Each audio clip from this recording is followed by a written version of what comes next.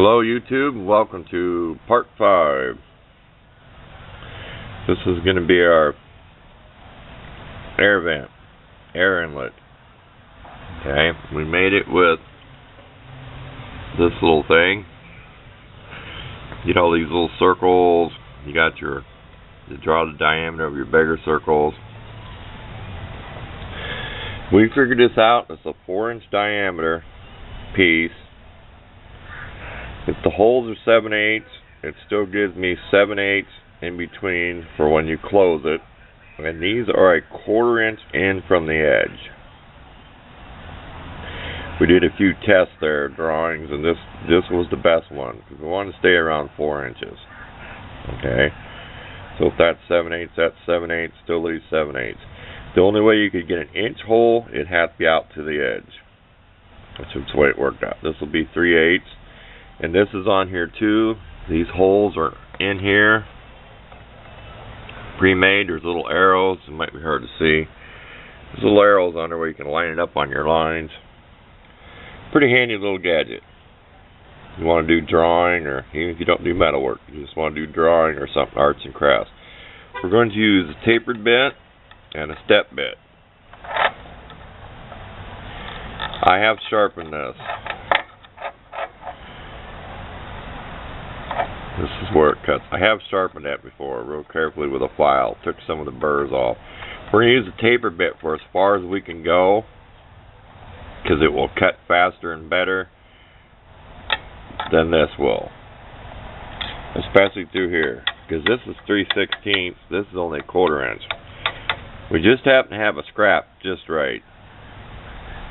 And then we are out of the 1/8 inch. We'll have to find some more. The door is 3/16, which is this big piece right here. But on with the show, we'll show you what it looks like when we get it all cut out. The first thing I'm going to do is I'm going to center punch here so I can locate this. Then I will center punch these 4 holes. I will mark top on here and top on the piece. Then we'll draw our circle around it, of course. But we'll make our circle first. We'll cut out our circle first, but then we will mark this with a center punch. We'll put top on this piece and top on here, so we line it up, because it's never going to be exact, no matter how good you drew it. So we'll keep this orientated, or that big word they use. Try not to use big words, but sometimes that's the only way to describe it. Getting distracted here. 6011 walling rod. Okay, I was wondering what it was. I just grabbed something for a pointer.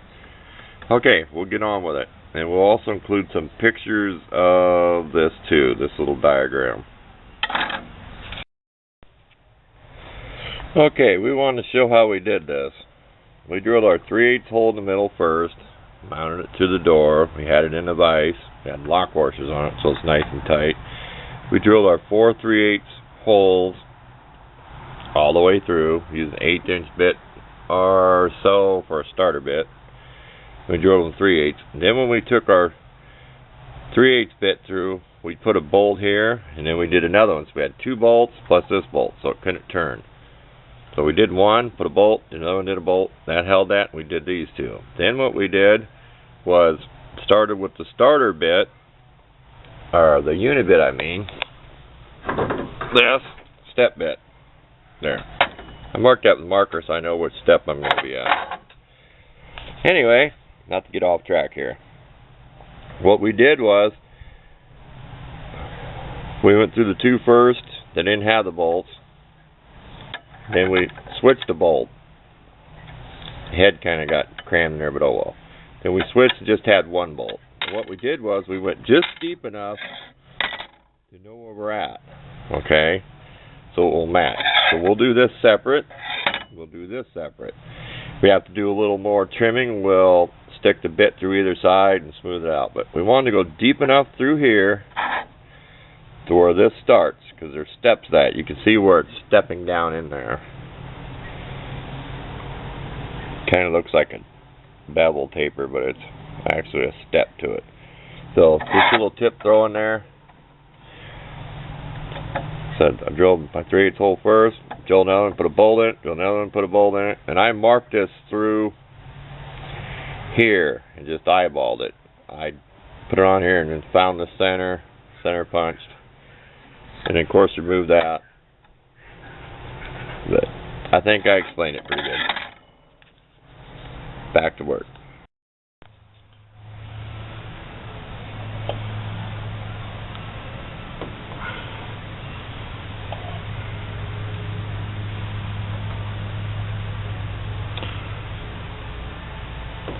It's not perfect, but it'll work. So I had to keep laying this on her. I'd make one hole, I'd have the bolt here, and I'd put it on to make sure that was good. Then I'd get almost all the way through this one, except the last 1/8 of an inch, and I would check and see if I had to go one way. And you could always take a rotary tool and go through here and make these holes match, and just shut it off the same way each time. Because if you go this way,